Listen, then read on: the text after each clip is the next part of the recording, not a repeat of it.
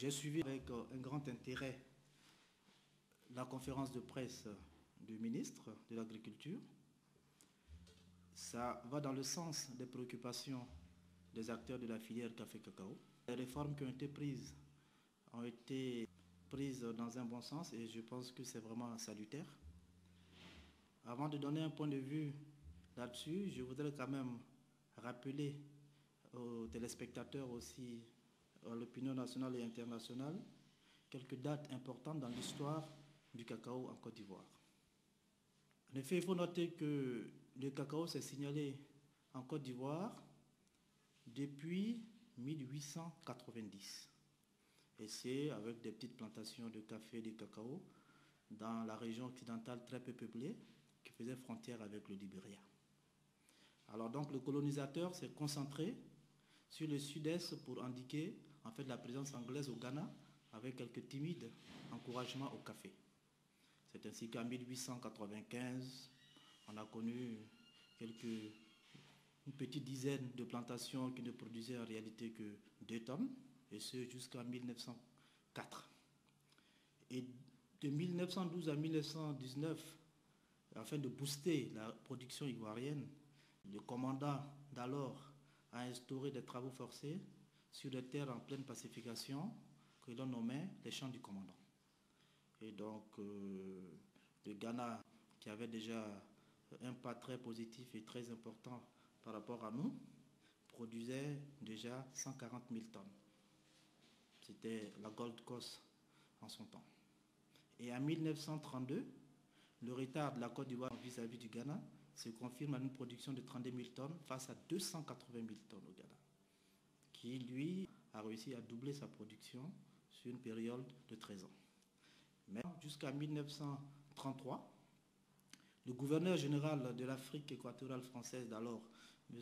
François-Joseph de la Rocca, a mis en place un syndicat ivoirien d'acheminement de la main-d'œuvre qui a permis d'annexer en son temps la Haute-Volta, où il a déclaré la colonie comme spécialiste du cacao, ce qui a permis de faire appel à une main-d'œuvre qualifiée des immigrés. C'est ainsi qu'en 1936, la production ghanéenne est ralentie par 2 maladies essentielles du cacao, c'est-à-dire la maladie du balai de la sorcière et le Sholen Shoot que nous connaissons.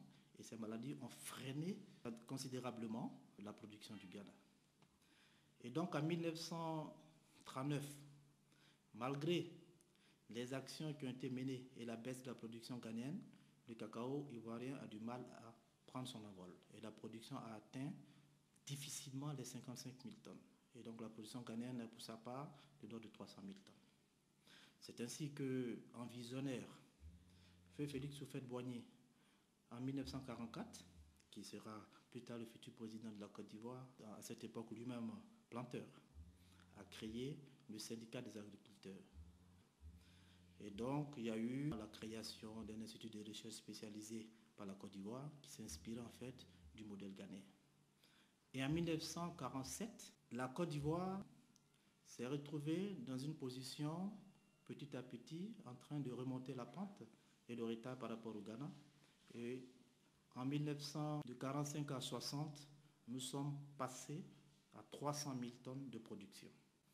Alors, pour essayer de canaliser et de mener à bien, évidemment, la commercialisation du cacao et de tenir compte, évidemment, de la préoccupation des producteurs, ceux-mêmes qui doivent profiter de d'avoir une meilleure rémunération, ils ont instauré en Côte d'Ivoire, sous l'impulsion de Feu Félix Houphouët-Boigny et le gouvernement d'alors, un système de mise en place de la caisse de stabilisation et de soutien des prix aux producteurs agricoles qu'on appelle la CESTA, qui avait pour rôle essentiel de garantir chaque année un prix minimum aux producteurs, prix inférieur à ceux du marché, mais qui était jugé satisfaisant par les producteurs. Ce qui a permis à l'État ivoirien de conserver le monopole sur les exportations de café, de cacao et même de coton.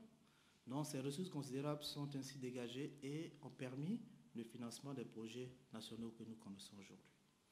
Alors pour revenir à la conférence de presse du ministre et aux nouvelles réformes, nous pensons que c'est vraiment salutaire en ce sens que la réforme permettra à la Côte d'Ivoire d'adopter un meilleur système et la mise en place d'un programme de vente anticipée à la moyenne qui aura pour rôle essentiel de vendre avant la campagne près de 80% de la production qui s'élève aujourd'hui à plus d'1,3 million tonnes et pour permettre aux paysans d'avoir un prix garanti toute l'année.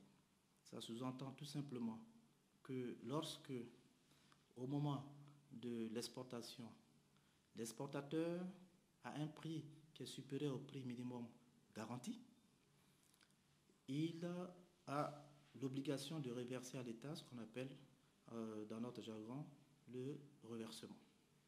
Et lorsque le prix est en dessous du prix garanti par l'État, l'État aussi a l'obligation de payer un soutien et de soutenir la filière.